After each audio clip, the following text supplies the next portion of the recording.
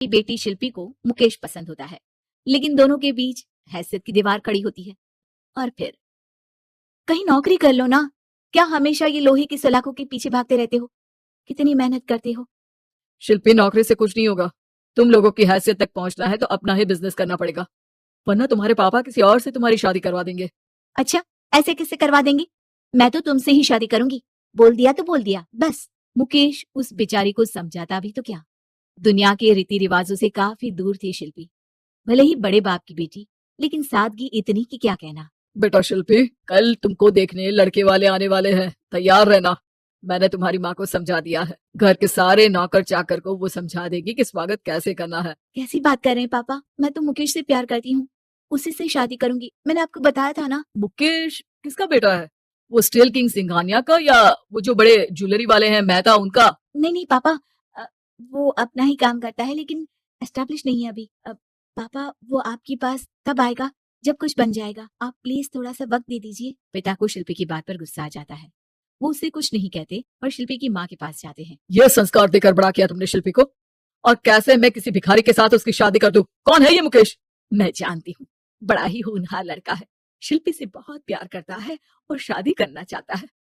अरे ऐसे कैसे मैं किसी से भी अपनी बेटी की शादी कर दूं? कोई भी उठकर आए और कहे कि मैं शादी करना चाहता हूं तो मैं शादी कर दूं? कान खोल कर सुन लो, कल उसे अच्छे से तैयार कर देना, क्योंकि जो लड़का मैंने देखा है शिल्पी के लिए, वो करोड़पति घर का बेटा है, समझी? लाख मना करने पर भी शिल्पी को उस लड़के से मिलवाया जाता है जो उसके पिता ने उसके लिए देखा था। देखिए, मैं किसी और से प्यार करती हूँ और उसी से शादी करूंगी। ये तो बहुत अच्छी बात है कि तुम किसी और से प्यार करती हो, क्योंकि मैं भी किसी और से प्यार करता हूँ। लेकिन शादी तो हम दोनों को ही करनी होगी, जानती हो ना, ये बिजनेस और ये सारा कुछ। शिल्पी को समझ में नहीं आता कि वो क्या कह रहा है, लेकिन वो समझ जाती है कि वो लड़का भी किसी और से प्यार करता है। पिताजी, वो भी कह रहा था कि वो किसी और से प्यार करता है। हाँ तो करने दो ना, हमने तो नहीं रोका। तुम अपना देखो, शादी के लिए हाँ कर गया है वो। लेकिन क्यों? अरे वो और मैं दोनों ही एक दूसरे से प्यार नहीं करते, फिर शादी क्यों कर ले? पापा, एक बार सिर्फ मेरे कहने पर आप मुकेश से मिल ले। पिता शिल्पी के कहने पर फॉर्मेलिटी के लिए ही सही, लेकिन मुकेश को घर बुला लेते हैं। देखो, ज्यादा वक्त नहीं दे पाऊंगा। ये बताओ कि शादी के बाद कहाँ रखोगे उसे? 2 कमरे के मकान में? नहीं सर, मैंने 2 साल के बाद का सारा प्लान कर लिया है। मैंने आयन इंडस्ट्री खड़ी करने के लिए पूरा ब्लूप्रिंट तैयार किया है। मेरी खुद की जगह है दादाजी की, बस थोड़ा फंड का अरेंजमेंट हो जाता तो काम शुरू कर देता। अच्छा, मतलब तुम यहाँ फंड रेज करने आए हो? मुकेश समझ जाता है कि उसके पिता शिल्पी की शादी उससे कराने के मूड में नहीं है। फंड आप कभी दे भी नहीं पाएंगे मुझे। मुझे तो सिर्फ शिल्पी चाहिए, मैं उसके बिना नहीं रह सकता सर।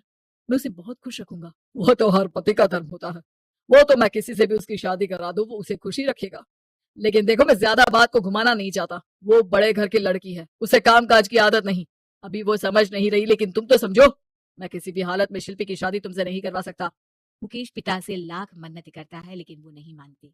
शिल्पी की शादी उस अमीर लड़के से हो जाती है। शादी के बाद क्या हम लोग मेरी माँ के घर चले? मुझे उन लोगों की बहुत याद आ रही है। हाँ हाँ, जाओ जाओ। वैसे भी आज मैं अपनी गर्लफ्रेंड के साथ मसूरी जा रहा हूँ, तुम जा सकती हो। कैसी बात कर रहे हैं? अब हम लोगों की शादी हो गई है, आप कैसे किसी और लड़की के साथ जा सकते हैं? अरे मैंने तो तुम्हें शादी के पहले ही बता दिया था कि मेरी कुछ गर्लफ्रेंड्स है। अब प्लीज ये टिपिकल बीवी वाला रोना धोना शुरू मत कर देना। शिल्पी पिता के घर जाती है और माता पिता को सारी बात बता देती है। इतना गंदा इंसान निकलेगा, मैंने तो सोचा ही नहीं था। अरे क्यों कराई मेरी फूल जैसी बेटी की शादी ऐसे घर में? और तो क्या हो गया, शुरू शुरू में हर घर में ऐसा होता है, धीरे धीरे ठीक हो जाएगा। और वैसे भी उन लोगों के साथ हम लोगों की एक बड़ी डील फाइनल हुई है, समझी? उन लोगों से रिश्ता बनाकर रखो, तभी पैसों की बारिश होगी। पापा, अब समझ में आया कि आपने मेरे साथ ऐसा क्यों किया। मुकेश आपके सामने गिड़गिड़ा कर गया कि वो मुझे बहुत खुश रखेगा, लेकिन आपने मेरी शादी एक ऐसे लड़के से करा दी जो किसी और लड़की से प्यार करता है और शादी सिर्फ समझौते के लिए कर रहा है। पापा, मैं जा रही हूँ, लेकिन इस घर में कभी पैर भी नहीं रखूंगी।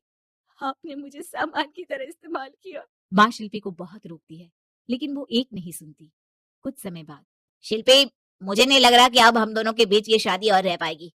मैं किसी और से शादी करना चाहता हूँ। वैसे तुम परेशान मत हो ना, तुम्हारे पापा के साथ हम लोगों की डील जो चल रही है ना, वो नहीं रुकेगी, क्योंकि तुम बहुत अच्छी लड़की हो। ठीक है, मैं जा रही हूँ, तलाक के पेपर में साइन करके। लेकिन एक शर्त है, मैं कहाँ गई ये बात मेरे पिता तक नहीं पहुंचनी चाहिए। शिल्पी घर छोड़कर चली जाती है। वो एक नौकरी करती है और अपना जीवन खुद संभालती है। लेकिन एक दिन शिल्पी जी, आपसे मालिक मिलना चाहते हैं। मुझसे क्यों? शिल्पी मालिक के कमरे में जाती है जहां सामने मुकेश होता है। अरे आपको देखकर बहुत खुशी हुई, बहुत बड़े आदमी बन गए। थैंक्स, पर तुम्हें नौकरी करने की क्या जरूरत पड़ गई? मैंने तो सोचा भी नहीं था कि तुम मेरी शिल्पी होगी। तभी वहां शिल्पी के पिता आ जाते हैं। शिल्पी, तुम्हारे बारे में माँ से पता चला। घर चलो बेटा, मुझे माफ कर दो। मुकेश, मैं यहाँ अपनी कंपनी के काम के लिए आया हूँ। तुम्हारी कंपनी की डील अगर हमें नहीं मिली तो हम बर्बाद हो जाएंगे। वैसे अब तुम चाहो तो शिल्पी की शादी मैं तुमसे कराने को तैयार हूँ। बस करिए पापा, ये क्या सौदा लग रखा है आपने? जिस कंपनी से आपकी डील हो, अपनी बेटी की शादी उसी के घर करा देते हैं। शिल्पी मुकेश से माफी मांगती है और वहां से जाने लगती है कि मुकेश उसे रोक लेता है। रुको शिल्पी, ये सब कुछ तुम्हारे लिए है। ये कंपनी, ये नाम, सिर्फ तुमसे शादी करने